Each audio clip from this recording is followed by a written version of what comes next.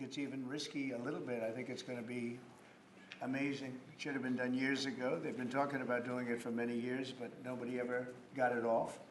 But we did. And there was great excitement and great acceptance of it by almost everybody, including a lot of Democrats, actually. I do want to say that I've decided that the SBA, the Small Business Administration, headed by Kelly Loeffler, who's a terrific person, will handle all of the student loan portfolio. We have a portfolio that's very large, lots of loans, tens of thousands of loans, pretty complicated deal. And that's coming out of the Department of Education immediately, and it's going to be headed up by Kelly Loeffler at SBA, and they're all set for it. They're waiting for it, and it'll be serviced much better than it has in the past. It's been a mess. And also, Bobby Kennedy, the Health and Human Services, will be handling special needs and all of the nutrition programs and everything else. Rather complex, but that's going to be headed by and handled by Health and Human Services. So I think that'll work out very well. Those two elements will be taken out of the Department of Education, and then all we have to do is get the students to get guidance from the people that love them and cherish them, including their parents, by the way, who will be totally involved in their education, along with the boards and the governors and the states. And it's going to be a great situation. I guarantee that in a few years from now, I hope I'm going to be around to see it, but I think we're going to see a lot of it. I think that you're going to have tremendous results. You're going to have results like Norway, Sweden, Denmark, a lot of the countries that do so well. I think you're going to have a lot of those results. If you look at Iowa and Indiana and Idaho, so many places that run so well, Florida, Texas, big ones, you're going to have great education, much better than it is now at half the cost. And we're not even doing it as a cost item, although you will save probably half, maybe more than that. And you're not going to be at the bottom of the list. You're going to be much higher, and maybe you'll be I will guarantee some of the states will be at the top of the list. They'll be comparable or better than these number 1, 2, 3, 4, 5 the countries that are in the top 5 positions. So that's to me, it's very exciting, and it's been received very well. So I just wanted to tell you about the student loans and special needs.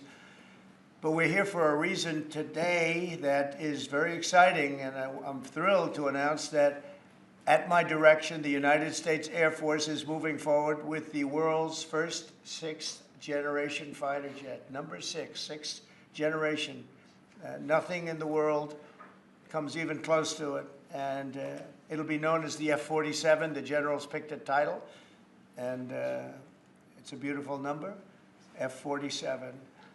It's something the likes of which nobody has seen before in terms of all of the attributes of a fighter jet. There's never been anything even close to it, from speed to maneuverability to what it can have to payload.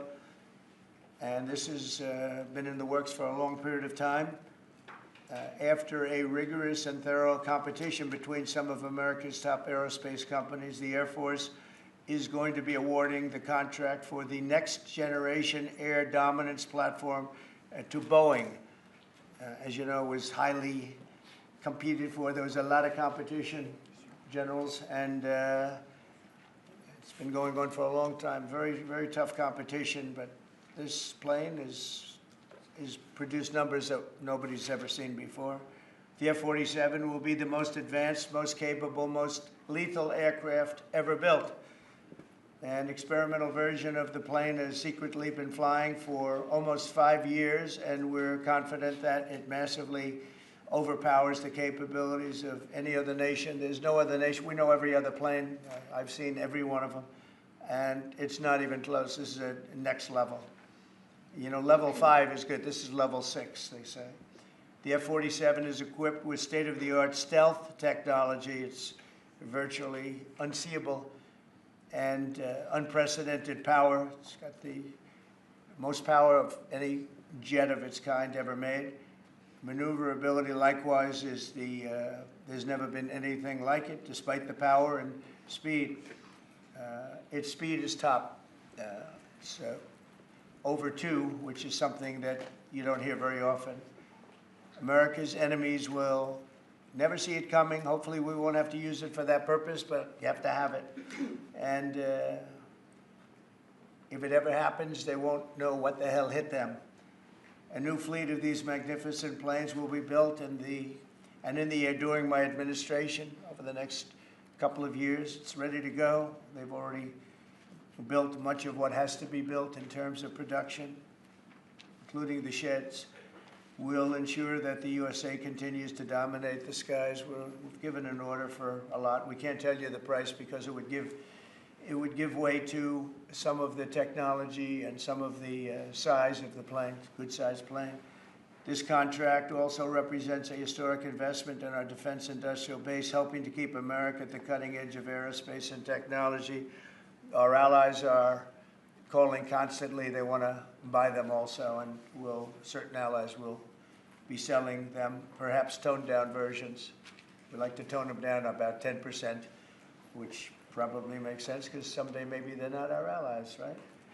But I would like to ask Secretary Hegseth, who's doing a fantastic job. He's really been very inspiring in so many ways, and I must say that before he speaks, we have had record people wanting to join our military in the last 2.5 months, literally since this, I think probably since the election, November 5th, but especially since we came to office and since I announced Pete.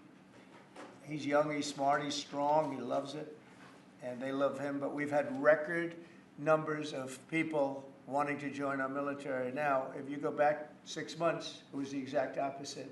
You had record numbers of people not wanting to join the military. Now you have record numbers of people wanting to be in our military, and that's a great honor. That shows you we're really on the right track. So, Pete, maybe you'd say a few words. Sure. Please. Well, Mr. President, this is a big day. This is a big day for our warfighters. This is a big day for our country, a big day in the world.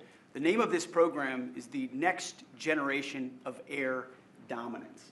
And Mr. President, because of your leadership, your clarity, America is going to have generations in the future of air dominance because of this 6th generation fighter. We've had the F-15, we had the F-16, the F-18, the F-22, the F-35. Now we have the F-47, which sends a very direct, clear message to our allies that we're not going anywhere, and to our enemies that we will be able to project power around the globe unimpeded for generations to come. Mr. President, this is a gift to my kids and your kids, to my grandkids and your grandkids. This is a historic investment in the American military, in the American industrial base, in American industry that will help revive the warrior ethos inside our military, which we're doing, rebuild our military, which the previous administration did not do, by the way, Mr. President. They paused this program and were prepared to potentially scrap it. We know this is cheaper, longer range, and more stealthy. President Trump said we're reviving it and we're doing it. And then we are also going to reestablish deterrence. Under the previous administration, we looked like fools. Not anymore. President Trump has reestablished American leadership. The F-47 is part of it. And Mr. President, thank you for having the courage to do it and leading the way for all our warfighters. Thank you very much, Pete. One of the things I will say, but the generals are going to speak in just a couple of seconds, but this plane flies with drones. It flies with many, many drones, as many as you want, and it's a technology that's new, but it doesn't fly by itself. It flies with many drones, as many as we want, and that's something that no other plane can do. So I'd like to introduce, if I might, Air Force Chief of Staff, General David Alvin, and also General Dale White, two incredible people that I've known over the years, but I got to know them really well over the last few months. And would you say a few words, please, General? Thank you very much, Mr. President. Mr. President, Mr. Secretary, thank you so much for your unwavering commitment to our military. I will say this is a big day. This is a big day for our United States Air Force as well. You know, air dominance is not a birthright, but it's become synonymous with American air power. But air dominance needs to be earned every single day. And since the earliest days of aerial warfare, brave American airmen have jumped into their machines, taken to the air, and they've cleared the skies. And whether that be clearing the skies so we can rain down destruction on our enemies from above, we can clear the path to the ground forces below. That's been our commitment to the fight, and that's really been our promise to America. And with this F-47 as the crown jewel in the next generation air dominance family of systems, we're going to be able to keep that promise well into the future. I also want to thank everyone from industry and within government, our engineers, who have worked tirelessly on this program to bring it where we are right now today. This shows that American talent, American skill, and American determination are second to none, because this platform is second to none. So we believe that this provides more lethality, it provides more capability, more modernized capability in a way that is built to adapt. This, along with our collaborative combat aircraft the President talked about with drones, this is allowing us to look into the future and unlock the magic that is human-machine teaming. And as we do that, we're going to write the next generation of modern aerial warfare with this. This enables us to do this. The manner in which we put this program together puts more control in the hands of the government, so we can update and adapt at the speed of relevance, at the speed of technology, not at the speed of bureaucracy. This is more Air Force. This is more options for the President.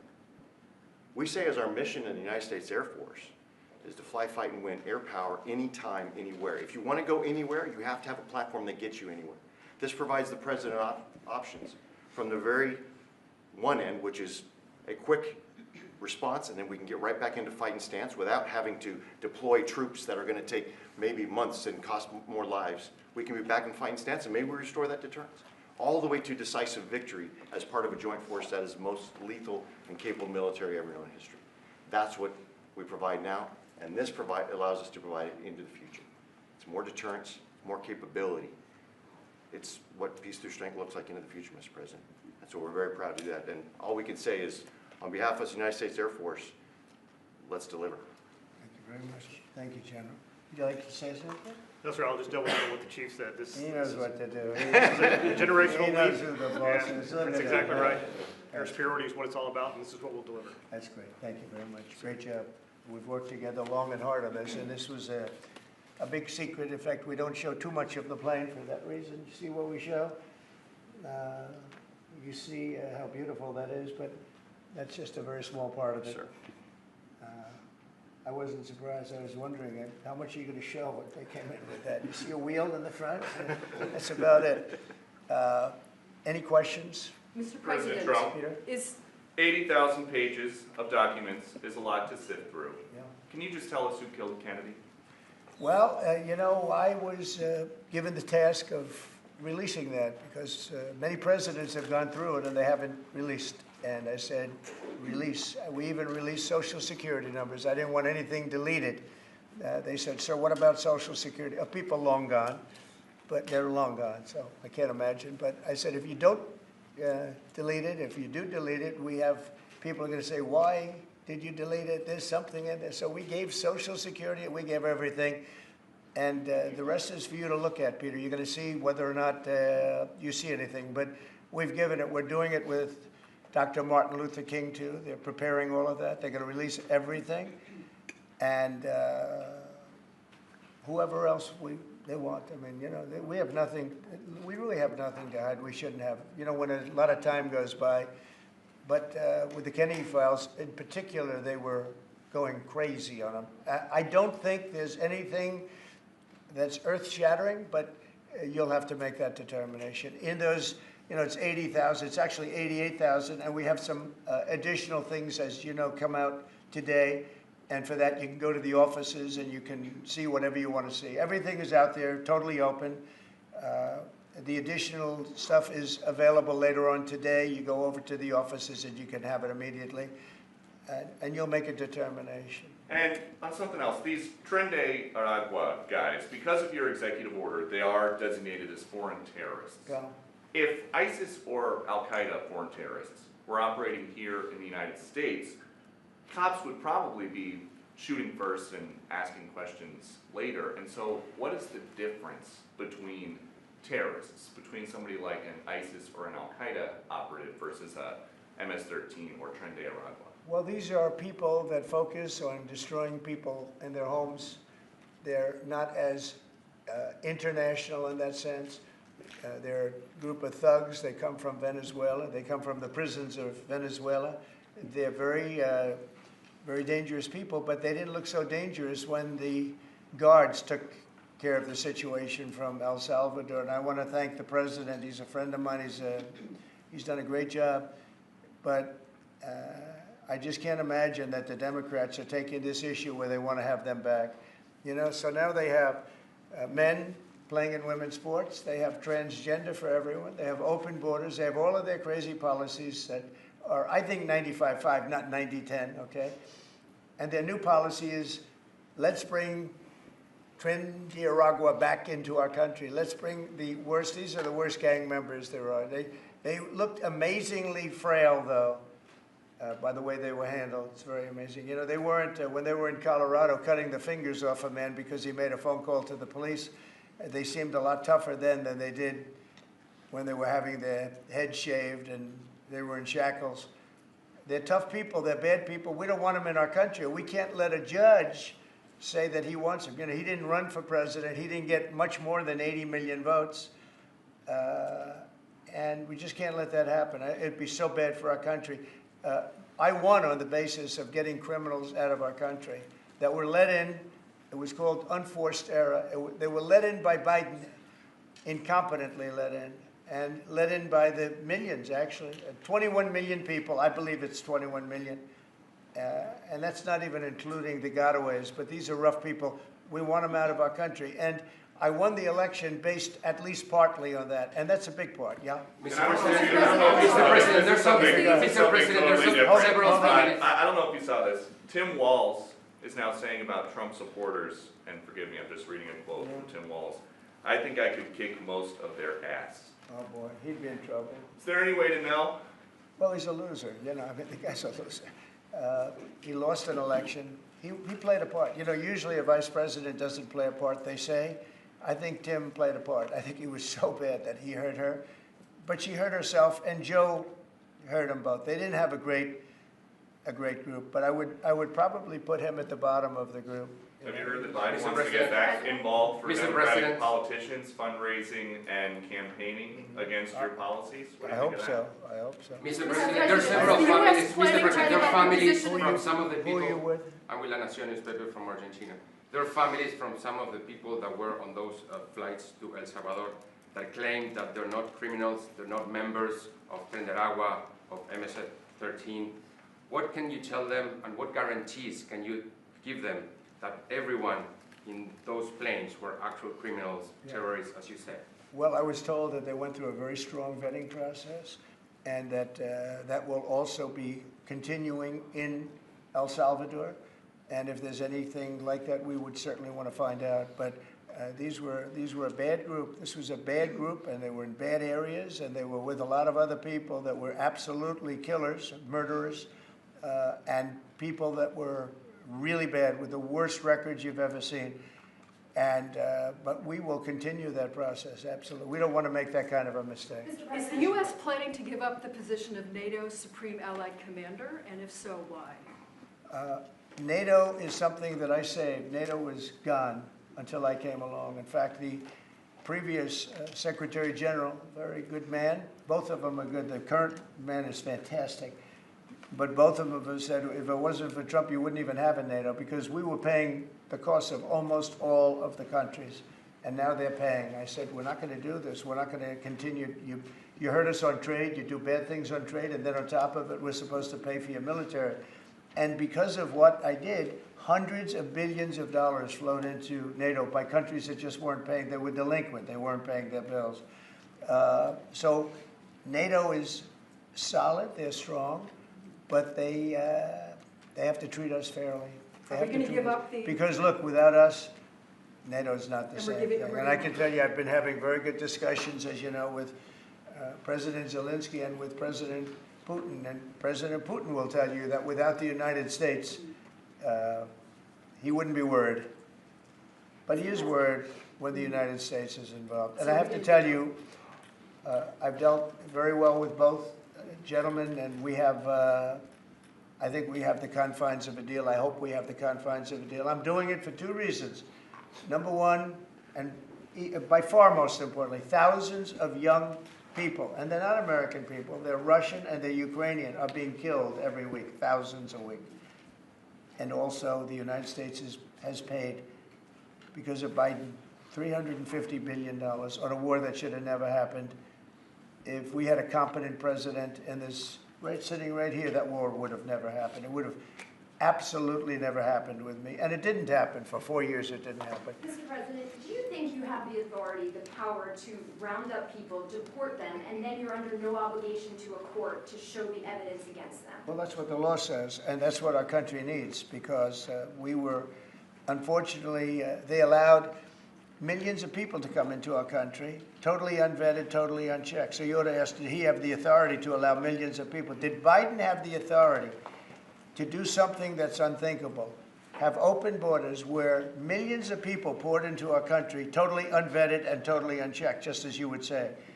And many of those people were criminals. Many of them were from jails and prisons and mental institutions and gang members and drug dealers and very dangerous people. Many were murderers. We have 11,088 that we know of murderers they've murdered. Of that number, at least half killed more than one person. They're in our country. They're in a location near you. Biden allowed that to happen to our country. And his people that really ran the country.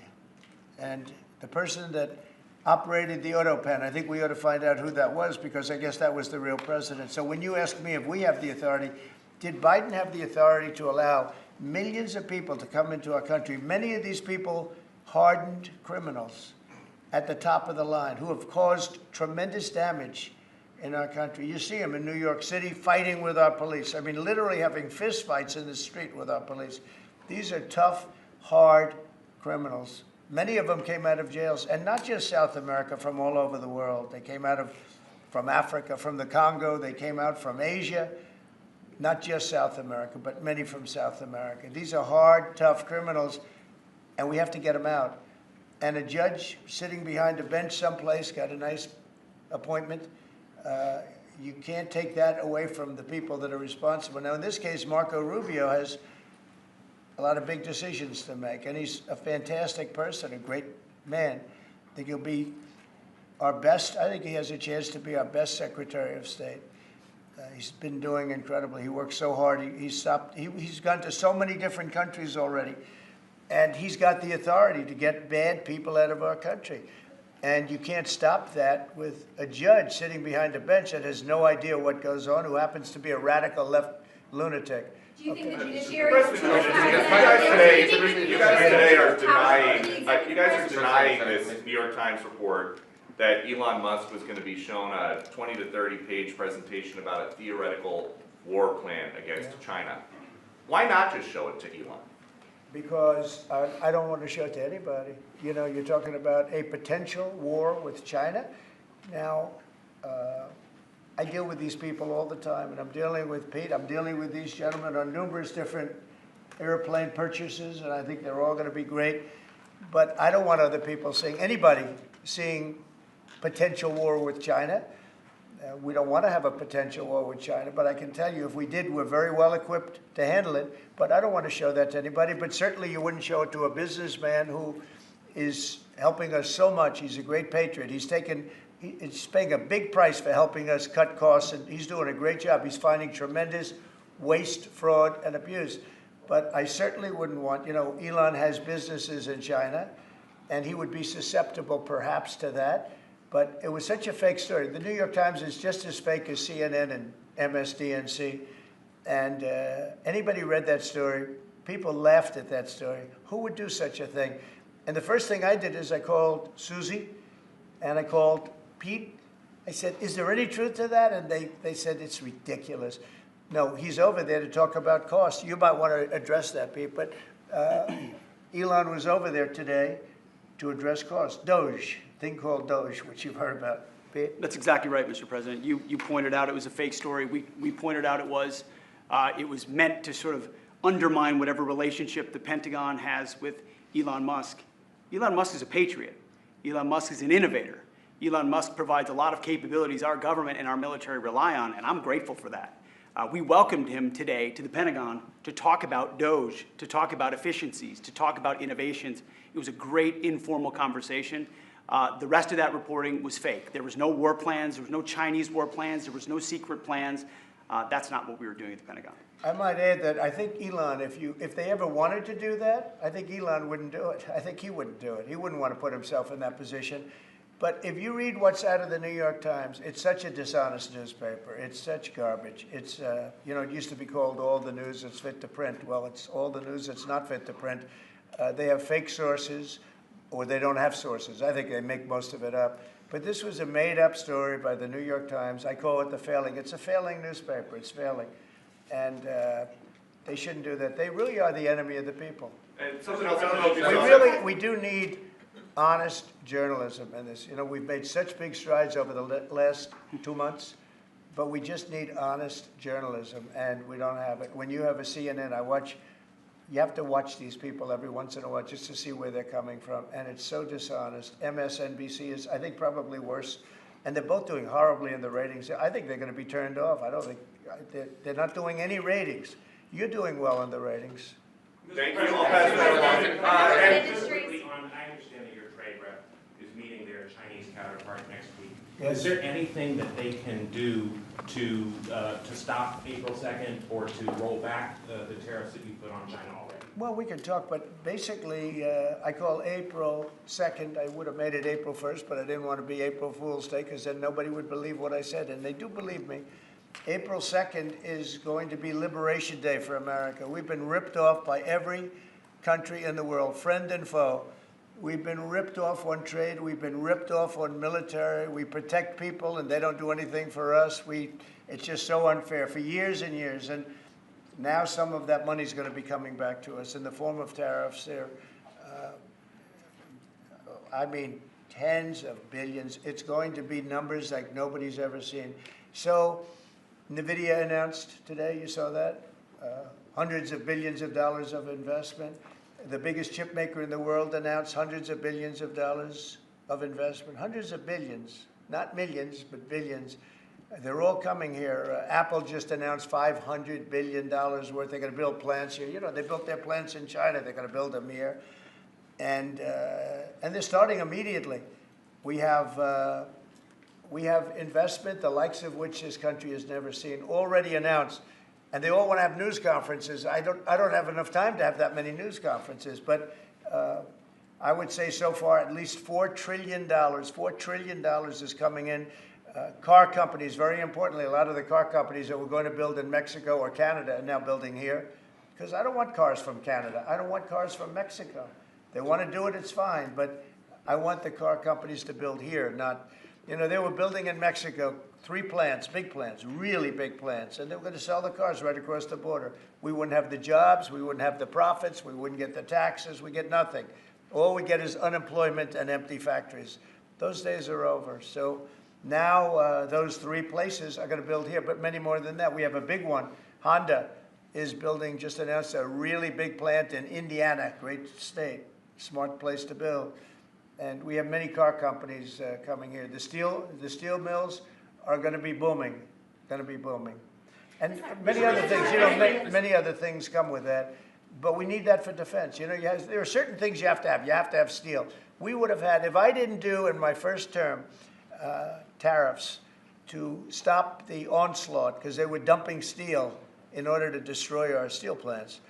If I didn't do 50% and even 100% in certain cases tariffs on steel, you wouldn't have a steel plant in the United States. And Biden was unable to get rid of those tariffs because they threw off so much money that his numbers, which didn't work anyway, because his numbers were terrible, what he did, the way he spent money was so horrible, and what he allowed to happen to energy. That's the other thing. Energy is going to be like it's never been before. Mr. Vice President is here. If you have any, do you have anything to say while you're here? He's a very good Vice President. I'm just here to watch the show, sir. Okay. I think airplanes are pretty cool, so I want to go check this out. Airplane's cool. It is cool. Mr. President, President, are what you can do to take off the trade war at this point, though? Well, I'll be speaking to President Xi. I have a great relationship with him. We're going to have a very good relationship. But we have a $1 trillion deficit because of Biden. with President Xi, more than that. I mean, I've heard $1.2 trillion. We have a deficit. And I've explained that to President Xi. We also have a problem where he's allowing fentanyl to be sent into Mexico and then cross the border and, killing. I think the number is much higher than the 125, 115 that I think it's closer to 300,000 people a year. And so that's a problem. But they have a tremendous surplus against the United States, so we don't want that. Mr. President, why do you control Ukraine's power A number of industries have come to you asking for exemptions on tariffs. Is that something that is under consideration by you? Well, people are coming to me and talking about tariffs, and a lot of people are asking me if they could have exceptions. And once you do that for one, you have to do that for all. So, I mean, generally, I did something interestingly during 2 weeks ago. I gave the American car companies a break because it would have been unfair if I didn't. And everybody said, oh, he changed his mind on tariffs. I didn't change my mind. I helped our, sort of big three, big four. I helped some of the American companies. And instead of taking it properly, they said, oh, he changed it. I don't change. But the word flexibility is an important word. Sometimes there's flexibility. So there'll be flexibility. But basically, it's reciprocal. So that if China is charging us 50% or 30% or 20%, and I don't mean China, I mean anybody, any country, Canada. Nobody knows that Canada is charging our dairy farmers. They have 270% tariffs. Nobody knows that. Nobody knows that. They have up to 400%. They have a couple of tariffs at 400%. Nobody knows that. Nobody talks about that. And remember, with Canada, we don't need their cars, we don't need their lumber, we don't need their energy, we don't need anything from Canada, and yet it costs us $200 billion a year in subsidy to keep Canada afloat. So when I say they should be a state, I mean that. I really mean that, because we can't be expected to carry a country that is right next to us on our border. It would be a great state. It would be a cherished state. The taxes for Canadian citizens would go down in less than half. They don't spend money on military because they think we're going to protect them. There are many things that they do, like icebreakers. They want us to provide icebreakers for them. Oh, that's wonderful. So the Canada, they're very tough traders too. I want to just tell you, of all the people, they're tough traders. They trade very tough. And, the expression I use is, some people don't have the cards. I used that expression about a week and a half ago, right?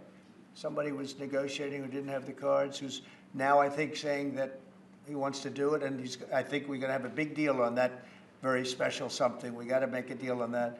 But Canada has been a very nasty negotiator against the United States, took advantage of the United States for a long time. But nobody knows that they were getting 270% tariffs on dairy products. Mr. President, follow up on Canada, and I don't think I've heard you say this in all of the talk about Canada becoming the 51st state. Are you concerned that if they became the 51st state, they would be a very, very blue state? Very, very big and very, very blue. No, there might be, but it would, you have that artificial line that goes, that straight artificial, that looked like it was drawn by a ruler, somebody with I don't mean a ruler like a king, I mean like a ruler, this way. And it's just an artificial line that was drawn in the sand or in the ice. And, and can I tell you, Peter, just, you add that to this country, what a beautiful landmass, the most beautiful landmass anywhere in the world. And it was just cut off for whatever reason. It would be great. Now, is it liberal? Maybe. But, a conservative, until I got involved, because I don't care who wins up there. I frankly probably would do better with the liberal than the conservative, if you want to know the truth. But just a little while ago, before I got involved and totally changed the election, which I don't care about, probably it's to our advantage, actually. But the conservative was leading against, I call him Governor Trudeau. The conservative was leading by 35 points. So, so I don't know about that. I think Canada is a place like a lot of other places. If you have a good candidate, the candidate's going to win. And I don't know if you've seen this, but the two astronauts that you just helped save from space, they didn't get any overtime pay for all that extra time. They got $5 a day per diem. For 286 days, that is $1,430 in extra pay. Is there anything the administration can do to get them, to make them whole? Well, nobody's ever mentioned this to me. If I have to, I'll pay it out of my own pocket, okay? I'll get it for them. Mr. I'll take care of that. I like that. I think that's, Mr. President, I'll pay it right out of my, is that all? That's not a lot for what they had to go through. And I want to thank Elon Musk, by the way, because think if we don't have him. You know, there's only so long, even though they're in the capsule up there, that the body starts to deteriorate after 9 or 10 months and gets really bad after 14, 15 months with the bones and the blood and all the things that you've been reporting on very well. And if we don't have Elon, they could be up there a long time. Who else is going to get him? And I just want to thank him. He's going through a lot, what they're doing to him.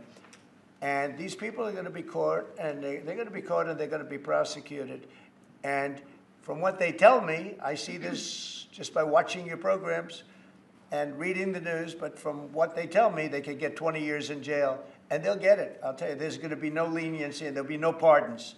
I can tell you that right And now. you said this morning 20 years in jail, and then maybe you said this morning 20 years in jail, and then maybe they'll go to one of these prisons in El Salvador. Do you think with the way that the judges have been issuing injunctions, it would be easier or harder to send these Tesla domestic terrorists to a jail in El Salvador than these MS-13 or Tren de Aragua guys? Well, I view these people as terrorists just like others. These are, when I looked at those showrooms burning and those cars, not one or two, like 7, 8, 10 burning, exploding all over the place.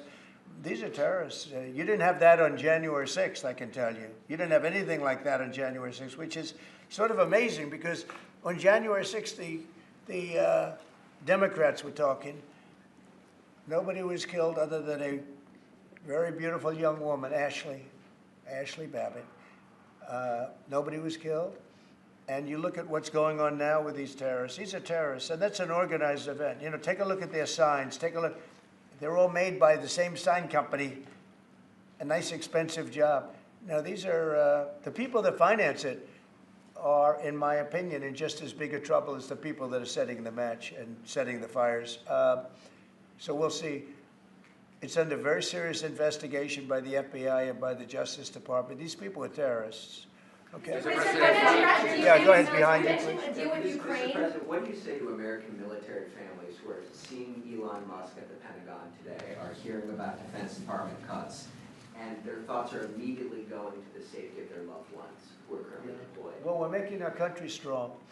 And when they see a thing like that and they hear that story about Elon and China, what they should do is realize that the New York Times is a corrupt institution, because I think they're the ones. They knew that story wasn't true. Nobody believed that story. People that, when I first called, they laughed when they heard this story. Nobody believed it, that the Pentagon was giving him a briefing on what war with China would look like, and he has business. No, they made that up because it's a good story to make up. They're very dishonest people. Look, I have it with the Times, and you'll see more and more of it. To me, it's a very dishonest organization. But a story like that is made up. It's total fiction. And I just wanted to make sure. I called up Chief of Staff and I called up Pete. And I said, is there any truth to that? Absolutely not. He's there for Doge, not there for China. And if you ever mention China, I think he'd walk out of the room. He wouldn't take it anyway. So it's just a made-up story.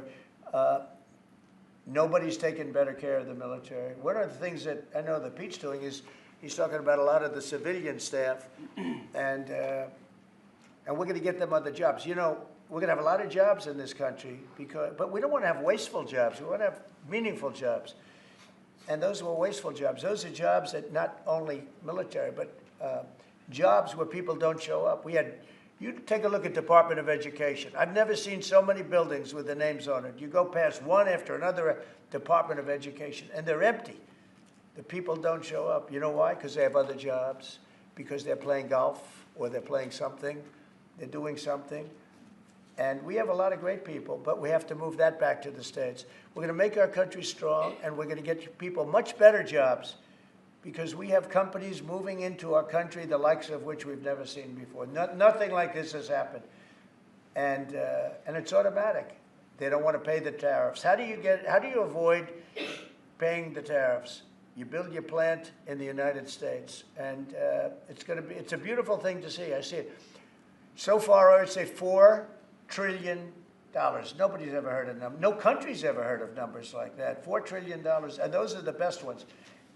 The biggest, best chip maker in the world. I'm not a fan of the CHIP Act, where you give billions of dollars away to companies that don't need it, and it won't bring them here. I'm giving nothing away. All they're doing is coming here, they're building because they want to avoid. Remember this on the tariffs, too, because that's going to be, Liberation Day, April 2nd. It's reciprocal. If they charge us, we charge them. So somebody say, well, how much are the tariffs? Very fair. If India, as an example, has been very bad to us on tariffs. They charge 100%, 200%, whatever they charge. Now, Europe just announced they're lowering the tariffs on cars. We charge like a joke, 2.5%. That's what this country charges. Europe just announced that they're reducing their tariffs on cars to 2.5%. It's nice. But they also have non-monetary tariffs where they make it impossible for the cars to get in even without the dollars on them and the dollar signs. It's called a non-monetary tariff, where they put on controls where no matter what happens, because they don't want cars, they don't want the American car in their market. And yet they send us millions of cars. They send us big agriculture. They don't want our agriculture. They don't want anything from us. European Union's very tough. But now it's fair. So whatever they do to us, we do to them.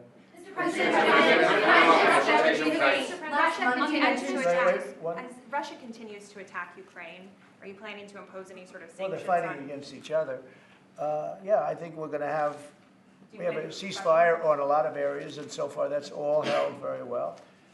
And getting that ceasefire, they had a lot of guns pointing at each other. You had some soldiers, unfortunately, surrounded by other soldiers, and they are going to be, I believe we're going to have, pretty soon have a full ceasefire, and then we're going to have a contract. And the contract's being negotiated, the contract in terms of dividing up the lands, et cetera, it's being negotiated as we speak. What do you say to critics who say that your actions towards law firms amount to coercion? Well, the law firms all want to make deals. You mean the law firms that we're going after, that went after me for 4 years, ruthlessly, violently, illegally? You mean, are those the law firms you're talking about? They're not babies. They're very sophisticated people. Those law firms did bad things, bad things. They went after me for years. Russia hoax, all a hoax. It was a hoax. It was Hunter Biden's laptop. It didn't come out of Russia, by the way. It was came out of his bedroom. It was all a hoax, developed by Democrats. Hillary, I don't think Biden did, because I don't think Biden knows what the hell he's doing, frankly, based on everything I see. I've seen things since being here that are so sad, what he's done to this country, what he and they did to this country, those people that surrounded him, who, by the way, are radical left but smart. He's not smart. He was never smart. But these are radical left, smart people. They totally controlled him. He did whatever they told him to do. And it's a shame. It's so sad to see what happened, what they've done to this country, both not only the inflation you saw, but allowing millions of criminals, millions and millions of criminals into our country. That's an inexcusable act. And many other things besides that. Thank you very much, everybody. Thank you. Thank you, everybody. Thank you very much. Thank you, guys.